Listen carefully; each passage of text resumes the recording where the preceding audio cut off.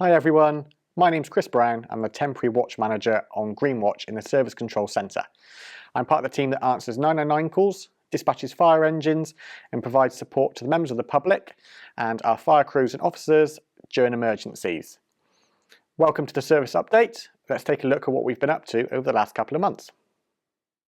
9 fire appliances, 2 water carriers and the Unimog, along with a support unit, were needed at a large fire affecting an industrial unit off Dorchester Road in Sturminster Marshall on the 17th of October.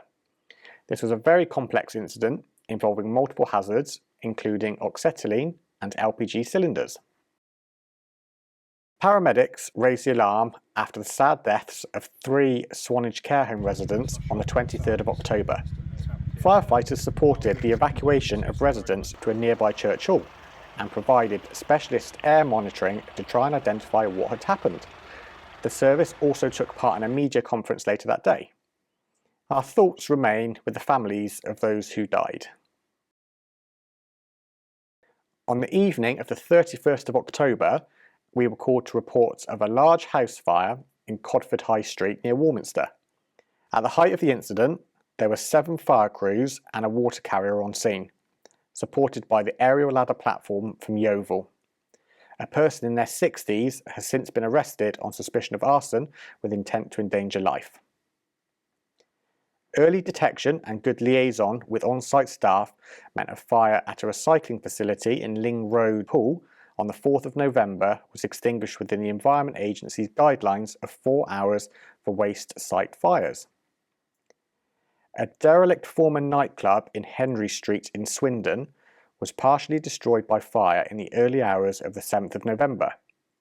Multiple crews from 9 different stations tackled the blaze, with some 50 firefighters on scene at its height. The fire caused some disruption to local roads for several hours. A person has since been arrested on suspicion of arson. Part of Northgate Street in Devizes was closed following a fire involving a takeaway restaurant on the 12th of November. The blaze, which is thought to have started accidentally, spread up through the whole building and damaged adjoining properties, although firefighters managed to prevent any further spread. Thankfully, no one was injured and a community fundraiser has since started for those most affected. At the end of November, Storm Bert impacted much of the service area, with particularly bad flooding in Bradford-on-Avon, Chippenham and along the River Stour in Bournemouth. Firefighters helped move people to places of safety, and there were also multiple rescues of drivers whose cars had gone into floodwater. We were extremely busy in fire control, with calls about fallen trees and people worried about their homes flooding. Please take a look at our website for advice on staying safe in adverse weather. Following a nationally advertised recruitment campaign and a robust assessment process, on the 6th of November, Assistant Chief Fire Officer Andy Cole was successful in being appointed to the role of our new Chief Fire Officer. This will take effect from the 1st of January 2025, following the retirement of Chief Fire Officer Ben Ansell. The Chair and Vice Chair of the Fire and Rescue Authority, the Chief Fire Officer, and both operational and corporate staff have now met with 10 of the 11 new members of Parliament whose constituents fall within our area.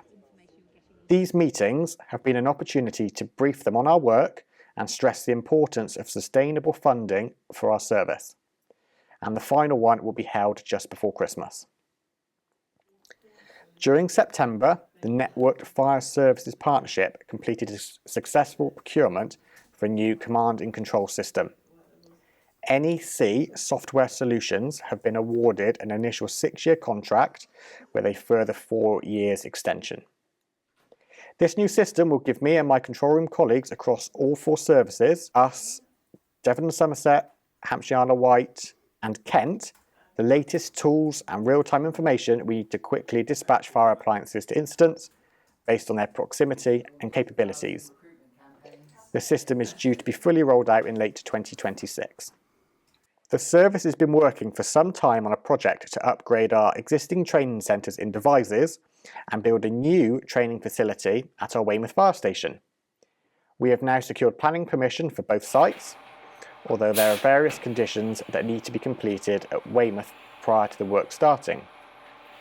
We are aiming to go out to tender for both sites at the end of January 2025, with building work due to start in September. Between August and October, we launched our prevention campaign, Cook with Care. This was designed to reduce cooking-related fires amongst people aged over 65 who live alone. Our safety advice was shared via community newsletters, partners and local housing and care providers. Firefighters distributed posters and leaflets to local pharmacies, GP surgeries and post offices across our service area, along with other premises identified to be at high risk. The campaign was a success, with our evaluation showing an overall reduction in cooking-related fires during the summer period. We have now launched Unplug to Unwind, a safety campaign promoting the importance of not charging small electrical devices overnight, so you can relax when you get into bed. Our main audiences are families with children and also anyone aged between 35 and 65, as these groups have been identified by our incident data as being most at risk from fires in the home caused by these devices. The campaign started in time for Black Friday and will be running through until Christmas, until the end of January. International Men's Day was on the 19th of November, so we asked our staff for their inspirational male role models, using an idea that was successful for International Women's Day back in March. Some of those nominated helped us create video resources focusing on their role, leadership, and what motivates them to come to work every day. The education team ran a children's safety competition in autumn, focusing on Halloween and bonfire night. The aim was to make sure children knew how to stay safe with candles, sparklers, bonfires and fireworks, and the messaging was supported by posts on social media and radio interviews. For your business. The fire safety team have been busy supporting local businesses with keeping their premises safe over the festive season. A special video has been produced to highlight the key areas that need to be considered, from updating fire risk assessments to keeping decorations away from heat sources. There have been a number of events within the service in recent months. Over £1,300 was raised for the firefighters charity through open days held at Salisbury and Springbourne fire stations during September. Both showcased fire service demonstrations and experiences, as well as the work of our partners. Thanks to everyone who supported our open days this year. A long-standing tradition was continued on the 21st of October when Warminster firefighters invited the local community into the fire stations as part of Carnival Week. The open evening has been on the Carnival calendar for as long as anyone can remember, and certainly in excess of 40 years. Many of the parents bringing their children along this year had attended themselves when they were little. An act of remembrance was held at service headquarters on Monday the 11th of November to mark Armistice Day.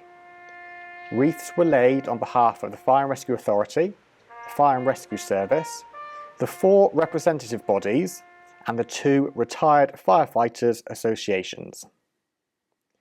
To support our approach in introducing the Worker Protection Act, keeping our people safe and raising awareness about violence against women and girls, a personal safety workshop was held at service headquarters on White Ribbon Day, the 25th of November. Working in collaboration with Dorset Police and White Ribbon. It was a great success and gave those taking part the knowledge and skills to stay safe both in and out of work. Finally, it was great to see 2 control firefighters included in this year's Passing Out Parade held at Salisbury Fire Station on the 4th of October. This event celebrated on-call firefighters and emergency call handlers who had completed all their acquisition training courses. Guests included friends and family, civil dignitaries and members of the Fire and Rescue Authority. Congratulations to everyone who took part. If you found this update interesting, head to our social media sites or our service website. I hope you have a restful and peaceful festive season.